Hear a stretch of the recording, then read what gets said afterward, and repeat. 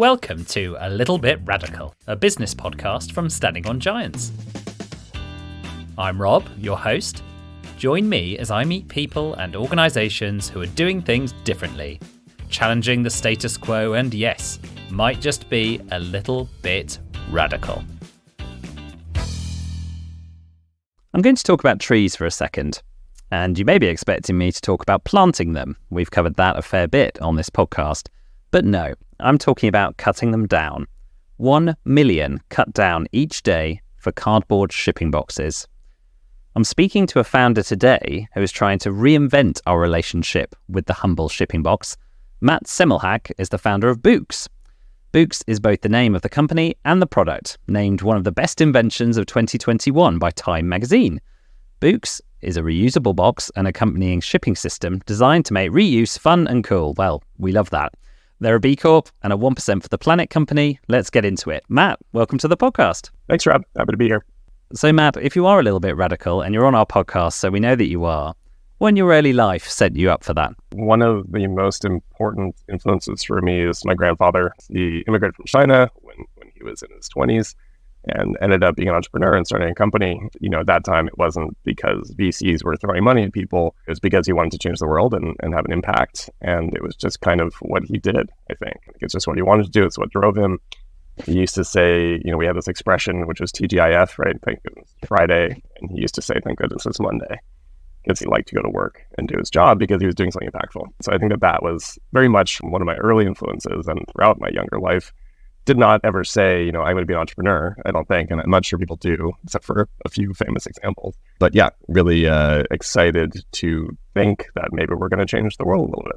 And what was his business that he was doing that he was thrilled to go to work on a Monday for? It's really specific. He and his brother invented some very, very fine measurement tools. He was an electrical engineer. And so they were transducers is the word that I know. And don't ask me to explain it. Very refined bits of transducing. There's a whole chapter in a book that he wrote about it, and I should know more about it. But I think, importantly, they are parts of in thermostats. Amazing. Well, I can see the line between, finding a technology solution to a problem, definitely, even if you're less on the engineering side. I enjoy listening to Scott Galloway's stuff, and one of his current talks is all around how a lot of billionaires have made their money in something along the lines of iron ore smelting. It's not a big, sexy passion. It's just something really practical and really efficient. And that seems to be a link to Boox, right? And what you're trying to do is actually something just very practical to solve a problem. Yeah, I think that what we're doing, and we kind of joked, you and I, because one of our slogans for the company is that reuse is radical, both in the sense that it is fun and cool, but also in the sense that it could be world changing. So what we're doing at Boox is trying to change the way that you think about waste packaging. Our first product is the Boox box, and it's a reusable box designed to replace cardboard boxes. Turns out those are one of the most commonly used products in the world, right? And paper cups, another example that people are well familiar with. They really have a short life, right? They go from one place to another, and then at the end of that, they're thrown away, hopefully recycled. But increasingly, as e-com has taken over the world, they're ending up at your home, landfill. It's a very mundane seeming problem. But when we started the company, we thought about how to make that interesting, make it fun, make it cool, really to get consumers to participate. And that's the part that has to be a little bit radical, because I think that to make significant consumer behavior change, it's almost a systemic change, not just improve it 5% or 10%, but actually really change it. Of course, and we're going to get more into that later on because I can't wait to find out about the nuts and bolts of your whole system and your inventions. But first, do you think that you've become more or less radical as an adult, and what's been behind that? Ooh, that's a good one. I think probably a little bit more. I'm 40 years old and I have 3 kids. That's not so radical. But the thing that is different, I think, than when my parents were kids is that there's this urgency among myself and my peers and certainly our children, or we'll know it soon, about climate change. Climate change itself is not new, but the urgency around it is relatively new. And I think in our lifetimes, it's really ramped up. And so that part is, I think, forcing us really to not look away, to address it and try to find solutions. That's what we're doing at Boox. And I think that has forced me to go outside of maybe a more typical career path. There is this thing that is, was seemingly existential and now is very essential. And now we are very focused on trying to find real solutions that solve this problem. And I think that has caused, me and others I know to really think about, what we do with our lives every day, right? and making sure that it's focused on something impactful. Yeah, it's interesting you say that. I noticed that you went to Princeton for your university education. And I'd imagine that there's lots of people in your peer group who have stuck with that more traditional, less radical path. But do you also see many of you pursuing a kind of a path less trodden like you have done? How does that makeup look sort of 20 years later down the line? Yeah, no, for sure. I think a lot of my friends went into finance and consulting and great jobs, wonderful careers, right? My sister actually just graduated from Princeton also, my younger sister, and I think that her peer group, I would say very few of them are doing that. That exact period, that 20 years or so, or 25 years, is that the moment where the next generation is thinking like, okay, we need to do something, right? Like it's not just status quo anymore. Like we need to make change. And it's super exciting, right? It's promising. And I think we have to have a lot of optimism about that. Growing up on the East Coast of the US and going to Princeton, there was a lot less focus on entrepreneurship than like a Stanford on the West Coast in California. So I moved to California right after college. I spent a year in New York and then moved to California. And I do think that sort of attitude and culture of innovation and eagerness to have an impact, to do something big, right, to change the world is very much part of the culture here where we live now. So to go back to your previous question, I think that very much did affect, just being in the Bay Area, in the San Francisco Bay Area, you can't really help. You throw a rock and you hit somebody that started a tech company. And so I do think that definitely encouraged me to think a bit more outside the box about what do I do with my life. I'm going to ask you a slightly left field question now. It's something I noticed on your LinkedIn profile when preparing for our interview today. So I noticed that you started or maybe completed part of training to be a sommelier. Is that right? Yeah. So my wife, Robin, and I, when we were dating, my kind of first career, the other thing that you get excited about in the Bay Area is food and wine, that sort of thing. And I ended up having a 10 or 12 year career in restaurants.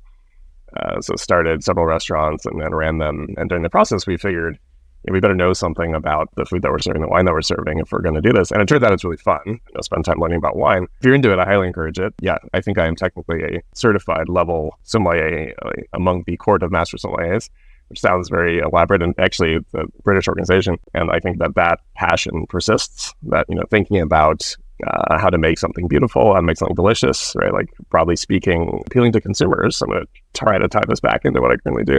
Yeah, of course. Restaurants are a place where you get immediate customer feedback. And they're one of the few, I think, where that's really true, right? Like, you can create a product and somebody can buy it online and they can get it to their home. And maybe they give you a good or bad review, right? And probably not, right? Most people don't write reviews. But if you're watching somebody eat food in your restaurant, you know immediately if they're happy or not. And same thing, you kind of have to go out of your way to ask people, are you enjoying yourself? And most people say, yeah, but they're not really giving you a straight answer. But when they're clearly loving their meal or loving the company or the ambiance of the service, it's very clear. And so I do think that period shaped my idea about like, how do you interact with consumers? How do you think about getting feedback and that loop of feedback and adjusting your product accordingly? And restaurants also have the opportunity where, every night you open at 5:00, whether or not you're ready. There's a very important kind of urgency there too, which is like very time bound. And we talk about this a lot at Boox with our staff, is like, if we had 100 years to develop a product, it would be perfect. But we don't. We have until Friday. So like, what can you do between now and Friday to get it as good as it can be in this period? And I think this is something that has shaped my own kind of style of management and how I run the company. It always has to be time bound and focused on, next month, next week, this Friday. And I think that's an important thing with innovation is you can run into this challenge of analysis paralysis. I don't know if you've heard this term before, but of course, yeah. If you think too much about the nitty gritty and the fine details, you may never see the opportunities for innovation. I'm not sure how this is related to restaurants anymore, but here we are. That's fascinating. It's made me think about several things. As a leader in that environment where you decide to pursue this way of doing things, which is kind of direction, not perfection, is the other phrase that I often hear. And, you're setting aggressive deadlines, to produce something. You must need to give your team and yourself a lot of freedom to fail, a kind of a good culture of feedback and honesty and transparency. Is that right? And how do you kind of go around fostering that with your team? Yeah, I think that's right. I think not being afraid to, being a leader and leading by example is important, but that also applies to failing and saying, I screwed up. We made a bad decision, or I made a bad decision 3 months ago, and here's the result. We're living with them. And like, as a group, we're going to have to, address those. I think I'm extremely optimistic all the time. And I said this to a friend or somebody recently that I maybe negligently optimistic. Of that negligent optimism. Negligent optimism. You have to entertain a certain amount of risk of trying something. And I think as a leader in a startup or anything that's trying to do something innovative, you have to say, here's the answer, we're doing it. And then if you're wrong, which you will be 99% of the time, say, that was wrong, here's what we're doing next, and just move on, right? And there's no dwelling on failure. We're actually pretty good about that. We've tried a bunch of things and they failed for sure. And it sort of refines what you're doing into, okay, here's what we're doing now because we tried this and this and this and this. And I think if you're doing something new and people ask us all the time, well, who are your competitors? We don't have any because this is new, right? This has never been done before. That's scary, but it's also great from a business point of view. But there's no playbook, right? And so we have to figure it out as we go. And I think our team has really coalesced around that feeling and kind of that mantra as a company, which is that we're not sure what the endpoint is exactly. We know what we think it is, and we're going to drive towards that. But you're going to try some things and fail, and you have to fail quickly and then let it go. And that's really important, right? You don't think back on a year ago, oh, we really should have done this. We do not subscribe to that. Yeah, fail quickly and let it go, and then learn from it. I think is a very, very good mantra, very solid.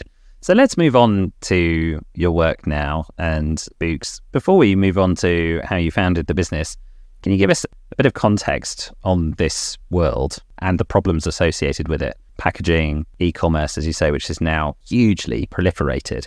And when you do start thinking about how many boxes come to your home, it starts to become one of those quite scary numbers, I had one just today. So tell us about this context in which Boox exists. Yeah, so the scary stats, and we often, as kind of icebreakers, we ask people to guess. So I'm going to ask you to guess. Oh, yeah. The number of packages that are shipped in the world every year. Number of packages shipped in the world every year. I am going to guess 100 billion. That is one of the better guesses, and you're off by 2 times. So it's roughly 200 billion. 200 billion, wow. Yeah. So this is an estimate, obviously, but in the US, it's roughly 20 billion. There's not too many things you can imagine where there's 200 billion of them, right? It is just a staggering number of stuff. There's a lot about, there's too much fashion waste and there's too much packaging waste and everything.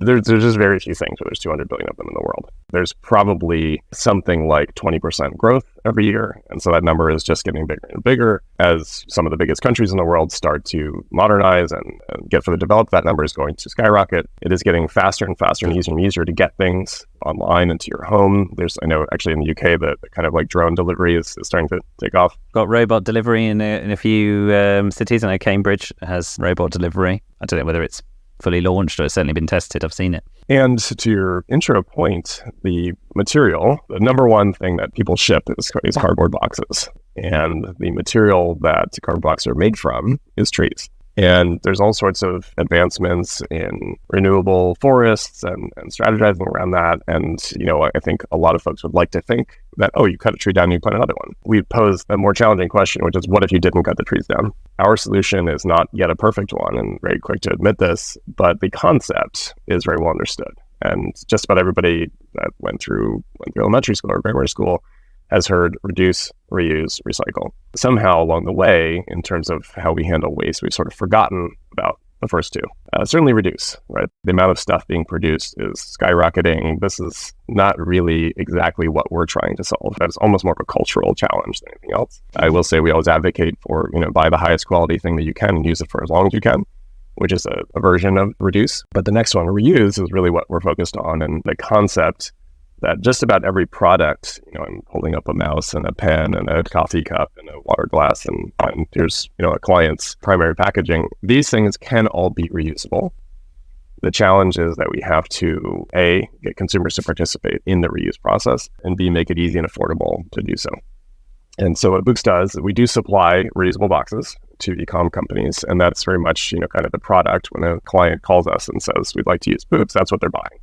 They're buying reusable boxes, but they're also buying the service to recover the boxes, refurbish them, and get them back into use. They can use again and again. When you look at the life cycle of a cardboard box, it is relatively short, right? The product is made, it goes somewhere. The full life cycle, it could be days. And it's a relatively short life cycle. That's really the challenge at the kind of heart of trying to make things reusable and to promote a more circular economy, which is a nice buzzword. That is what we're trying to do. It is a chicken and egg problem. In order to make reusable products, and in order for companies to design products to be more reusable, you have to have the infrastructure to recover them and reuse them in place.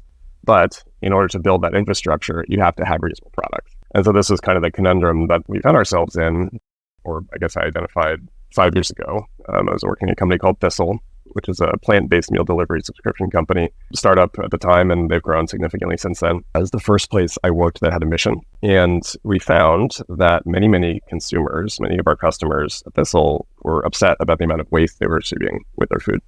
So you get a box with insulation and ice packs and single-use containers, and inside was a delicious meal that was plant-based. And the intention was we can reduce environmental impact by helping people eat less meat. Of course, yeah. And for UK listeners, this is kind of the equivalent of Gusto or a HelloFresh box. Yeah. And so, the ease of getting things to your door would help you make it more convenient to eat less meat. But in order to get a perishable meal to your door requires a bunch of stuff. And that stuff tends to be pretty wasteful. Single-use waste, single-use plastic, single-use paper, all these things. And so while I was at Thistle, I sort of proposed the idea of this transition to reusables and started to research it. Turns out it's hard and also expensive. Spoiler. Yeah, it's just jump to the end. It's very difficult. But there were enough signs that it was appealing, both to our consumers and as a business, that we could do something that would be, good for the business, but also good for the planet. And this is the heart of the B Corp movement, right? It's a business as a force for good. And the founders extremely encouraging. I think at the time they were saying, we can't do it, it's too big of a project. But the message I heard was like, we're not the only ones that need this. The world needs this. So I left and started Boox. Were they supportive at that time? They'd lost their head of operations. Encouraging of you? I think they were in great shape. It was also very clear when I've come to personally realize is that I'm not sure I'm employable. Very common theme on this podcast. A lot of people say they're not very employable. Yeah. The first validation was actually the CEO. Thistle. This is a good idea. It's a big idea. It's bigger than what we can do here, but it's a good idea. The next one was my co-founder, Bob. When I texted him one day and said, hey, you want to start a reusable box company? I was joking, but he texted back yes. And he had just left Facebook, was looking for his next thing, and we got on a phone call. And I think like a month later, he was co-founder. So that was kind of the next big validation moment that another smart person thought this was a worthwhile idea to spend their time doing. The next one was our first investor, Riley Newman from Wave Capital, said, not only do I think it's a good idea, we're going to give you millions of dollars to make it a real thing. And certainly from a business point of view, that's extremely validating, right? Somebody's not only says, good luck, good idea, but also here's a check. That was another huge moment. Even at that time, it was still a little less clear about exactly how we were going to get there. But I think what we figured out is that the packaging, the boxes are not really the thing. It's really the network, right? And we do develop and manufacture proprietary boxes that are designed for reuse, very importantly, right? They're improved upon an existing product in order to make it more reusable. But at the end of the day, we have all sorts of other packaging that is made to be reusable, both by design, physically, right? The actual physical product is designed to be reused, but also because it's designed to work on this network. Let's talk through the system then. Can you walk me through the life of a Boox box that goes to one of your customers and then to a consumer and then back again? What happens at each stage of that journey? We've tried to design, and this is, I think, one of the questions that we chatted about was, how do you get others on board with your ideas? One of the things that I think we've done very well, and this is, if there were competition, I think this is what we looked at. Here's how they're struggling. Here's how they've failed and done it differently, is we designed this sort of evolution of how it's going to go. So we can see the future, which is that everything is perfectly reusable. You get every single one back. They are reused thousands and thousands of times before they reach end of life, or maybe they never do, right? Maybe it's a permanent box that ships things for thousands of years, right? That's a future that doesn't exist yet, and it's not going to for a long time. And I think sort of acknowledging that was very important in the beginning, because there's been a few startups in this space that have said, here's how it's going to work in the future. Here you go, e-commerce brand, let's do it. And they've said, no thanks, right? And so being able to design something that works today with a vision for how it's going to evolve to a future state where it works better is something that we've done very well. The products are designed to be reused many times, but they're also designed to be recycled once they do reach end of life. So they're not, stainless steel boxes that can never be destroyed. They're designed to be very lightweight, very cost-effective, very affordable. And importantly, from the beginning of their life, they slot right into an existing e-commerce fulfillment center or packaging moment. So we're not asking for operational change. And despite the fact that we're proposing to change how the world deals with waste, we're actually saying to e-commerce brands and consumers, like, don't change anything. And I think that that's actually really important to try to commercialize a new idea, right? If you say, like, it's going to be easy, just change everything you're doing, it's not easy. You'll get shut down. These companies have bills to pay and businesses to run. They can't just stop and change, even if they want to. So we supply e-commerce companies, and usually it's a fulfillment center, right? A warehouse. But sometimes it's a smaller brand that's shipping from their garage with a number of reusable boxes based on how many things they're going to ship. They ship them out as normal, and they look like a box. There's nothing particularly innovative about the actual look of them. They're beautiful. Very beautifully designed. Yeah, they're beautiful, but it's still, it's a six-sided cube most of the time. We do have a new product, which is a reusable bag, which is exciting. Oh, nice. They ship as normal. When they arrive to the consumer, there's a QR code on the inside of every box that takes you to a digital experience. This is the other part of the business where we build and host marketing pages, landing pages, effectively, where consumers would interact with the company that shipped them something. So, for example, Goop, Gwyneth Paltrow's brand, is a new client of ours. You get your box from Goop, you get your Boox box from Goop, scan the QR code, and it goes to a nice landing page that says, hey, we're trying to help save the planet too. Click here, return your box. Based on where you are, we operate in the US, the UK, and Canada. It'll show you options for how to return your box or packaging for reuse. Those go back to us, not straight back to Goop. We refurbish them as necessary. If they've reached end of life, we make sure they get recycled. We package them all back up again and then return them to the company that's shipping. A lot of people assume that they can only use that one, right? But in fact, the return rate is very low today. I said the return rate is very low because we hear that from people. Oh, we thought the return rate would be higher. The reality is it's never been done before. Yeah, of course. Yeah. So to have like an idea about what the benchmark should be is very much built into this perception of how things should work for consumers. But in reality, it's never happened before. So there is no low or high, right? It's just what it is. And we know we'd like it to be higher over time, but we also know that it's going to take a long time to get there. So when the consumer chooses to return, in the UK is a good example. We work with a company called InPost that operates smart lockers. And so you walk up to a locker, you scan the QR code, a little door opens, you put your box in and you walk away and you're done. Then they come back to us. In the US, it might be a drop-off point like a retail store. In Canada, you can actually mail them back via Canada Post, like Royal Mail, like USPS. It's from your home. It's very convenient. That's starting to be the case for the Boox bags. In the US, you can just put them outside your door. So the goal there, and the really tricky part in terms of trying to change consumer behavior, is that it can't be any more complicated, right? It has to be as easy as throwing something in the trash, which is really easy, unfortunately.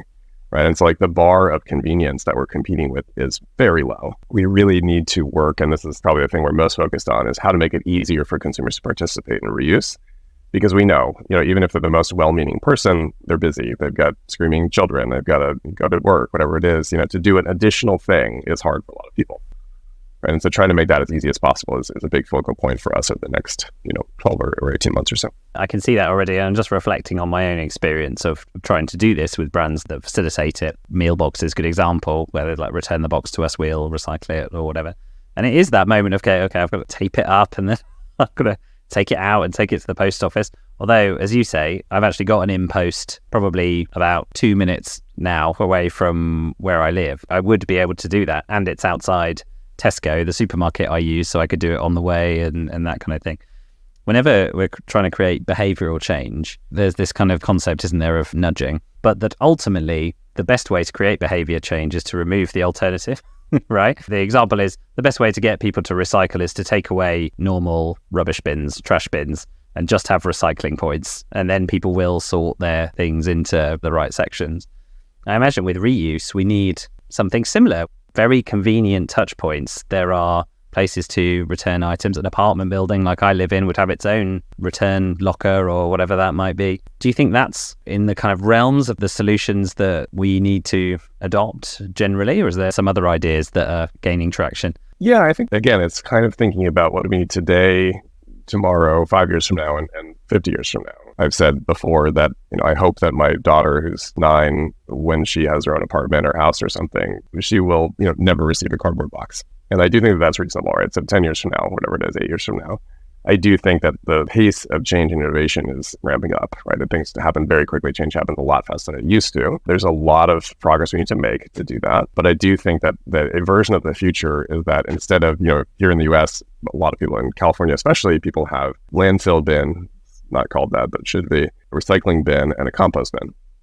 And the goal would be to replace that garbage bin or rubbish bin with a reuse bin. And it could be in your own, right? And there would be a set variety of things, much like how you put some things in the recycling, some things in the compost, some things in the trash.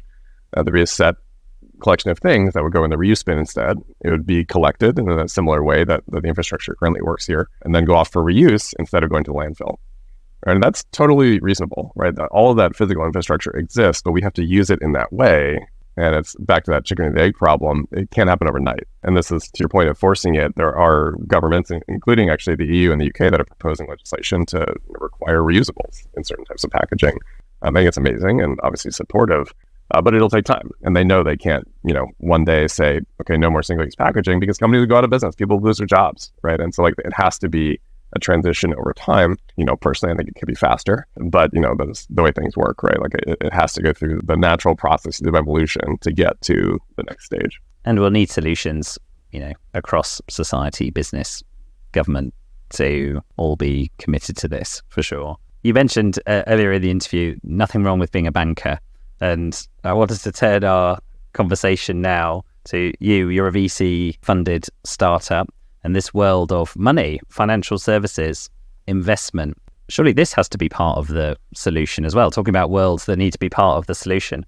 Now, you seem to have, dare I say it, relatively easily, maybe you correct me, found the right kind of funders, investors for your venture. What's your take on the way that world is shifting? We certainly worked very hard to find wonderful investors. But I think, again, this sort of optimism that I often have with this, the shift is happening very quickly where investors of all stripes, right, not just VCs that are focused on innovation, are seeing that the biggest opportunities are in things that are also going to combat climate change. That is maybe the best solution, where it's not just people that have, believe that it's the right thing to do, but they're saying, we're going to make a lot of money doing this, right? And like at the end of the day, not meant to suggest that it's a bad thing. Bankers and VCs, their job is to make money, right? Or preserve it. And I think that is wonderful if it's pointed at the right thing, right? Increasingly, the opportunities are things that will positively impact the world. And not to say that there's not investments out there that are, going the wrong direction, but I do think like if you looked at the total amount of dollars flowing towards investment in solar or EVs or whatever it is, like it's skyrocketed. I mean, like it is going in the right direction, which is very promising. It gives me a lot of hope and optimism about it. That I can't remember who it was, and it was maybe Chris Sacca or something like that, said that the first trillionaire will be a climate startup founder. To suggest that like that is the next phase that we're moving into, where like people in the developed world, especially that have the privilege to be working on these things, recognize that that's the biggest challenge, the most urgency, but also the biggest opportunity. Right? I do think that's often how a startup founder or innovative person thinks. It's like, here's a problem. Oh, I see opportunity with this problem. And it doesn't mean that you're trying to profit off of climate action, but I think that that's probably the right idea. You need people to see that they could be a banker or an investor, whatever it is, but they could also do something that's positively impacting the world and make a lot of money doing that too. But it's not for everybody, for sure. But I do think that that's relatively new and super exciting and positive. What are your memories of that first pitch meeting with your original investor that you secured? What was that like? Very positive, but also I think the sort of original pitch meeting was a years-long chat about what we were working on. It's never really, and maybe some people have had this experience, but I think it's very rare that you say, okay, I'd like to come pitch your investment, and then you walk in, you give a presentation, and they say, here's a check. Yeah. Not Dragon's Den or Shark Tank. Yeah, those are some examples there that have been successful, but I think it's, it's much more like building a relationship. And certainly when you're in the pre-seed or pre-revenue or pre-product stage, it's more about, do we get along? Does this person have what it takes to start a company and run it and be focused on it? Is their head in the right place? And I'm very happy to say, I think back to your other question, we found investors that ask the right questions, which is not, how much is this company going to be worth, which is an important part of the presentation, but how are you going to create impact? How are you going to reduce environmental damage? What does your company actually do? And increasingly, and this is really promising, people are measuring that, right? And they're saying like, we're not going to invest in this company unless you can demonstrate with science that you're going to reduce impact. At least half of the discussion in the very first pitch meeting was like, can this really do what you say it's going to do in terms of reducing impact and making change? And then the other half was, how can this business make money and what is the exit plan and how are you going to grow it? But yeah, I'm very happy to say, I think that in those early meetings, at least half the discussion was, what do you propose to do? What do you hope to do on the impact side? And was it just the sort of thing that you ultimately felt in your gut that these were the right people, that this was the right person to go with you? It was a long process. Was it a more rational decision making? Yeah, I think that it was much more about, is this group going to be able to help us? Are they going to be good partners? Are they in it for the right thing? It really helps when you get to know somebody and you feel like you know them as a person, not just as an investor, for sure. I mean, certainly a little bit, I don't mind saying, when you're starting out, the first person that offers to give you money is a very important person, both in terms of the fact that your dream might actually become a thing, but also this validation.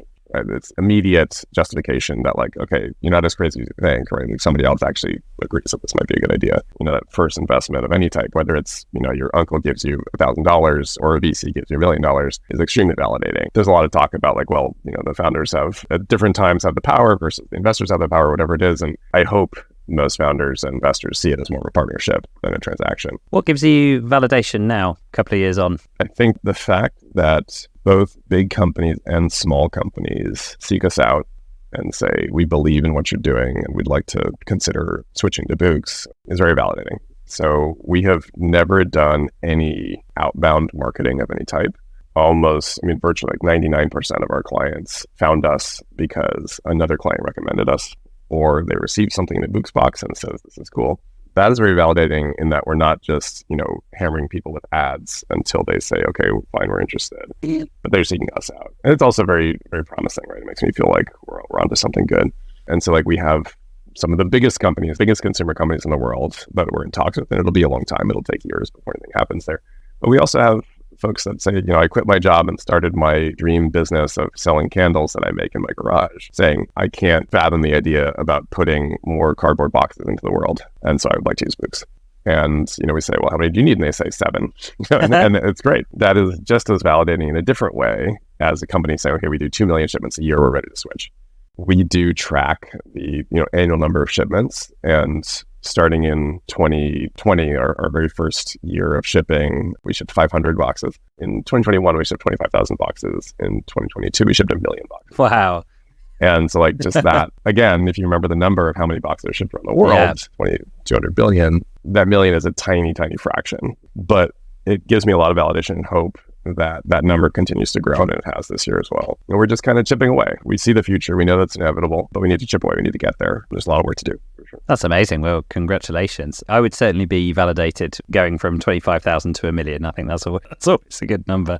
That's always the good and again, of anything. Of really, anything, right? exactly. Right. Of anything. Yeah. So we're going to move on to a little bit radical world now, the final section of our time together today. So what's a little bit of a radical change for the world that you would like to see people get behind, Matt, that maybe you can't influence every day with Boox, or maybe you can? We're right on the edge of this, and we interact with a lot of companies focused on reuse. We discuss and are in groups with people that are thinking about how to reuse all sorts of things. And I do think that one of the most impactful ones that almost anybody can do, really anybody can do, is secondhand clothing. We got more aware of this because we did a little side project, and this is one of these things that we tried and I would say failed. I still think there's hope and there's possibility, but we decided not to focus on it, which is that you can enable people to consider secondhand clothing by making it easier to get it. And so we started to say to people, like, you have a box in front of you, you can return clothing in it. And we still have a couple of clients that allow this, but in exploring that idea, we started to just read more about and research, what the impact was. And I think that it's such an easy change that will eventually, persist and kind of trickle up into brands making things more reusable. And there's examples of this already. Less fast fashion. These are well-known challenges. But I do think, just that the concept that you shouldn't throw things away. And today there are plenty of ways and outlets to, for example, resell clothing or donate it or whatever. It's a really simple thing. So like it's radical in the sense that it's very new for a lot of people, but to resell clothing, donate it, buy used, buy secondhand, I don't know. It doesn't sound that radical when I say it out loud, dude. And I think that's why it's so great. It's an actual solution to a significant problem. We're after the little bit radical things. It's all fine. My wife is addicted to Vinted. I don't know whether that's a US brand as well, so she loves that. But I am conscious that, at least in the UK, if you want to buy second-hand clothing on the high street, you go to a charity shop, which is kind of immediately just a sort of lower status, less... The stigma. Yeah, there's a stigma, but sort of. Yeah, a lot of people wear it very proudly that they'd shop at charity shops for the ethical reasons. Ultimately, you're not in a store that's kitted out the same way, that's lit the same way, that's in the same location, that's, giving you that same brand experience. And I think that would be amazing if there were brands who were willing to invest in that themselves, to give their own clothes longer life. But that requires a lot of internal soul searching and change for those brands, I'd say. So we're at the end of our time together, Matt. Thank you so much. It's been really fascinating to hear about your business, but also hear about this world of reuse and your place in it. So the last question is always the same, which is if there's someone listening to this podcast and they have an idea for a business or their personal life or habit change that they want to do, but they don't know where to get started, what advice would you give them?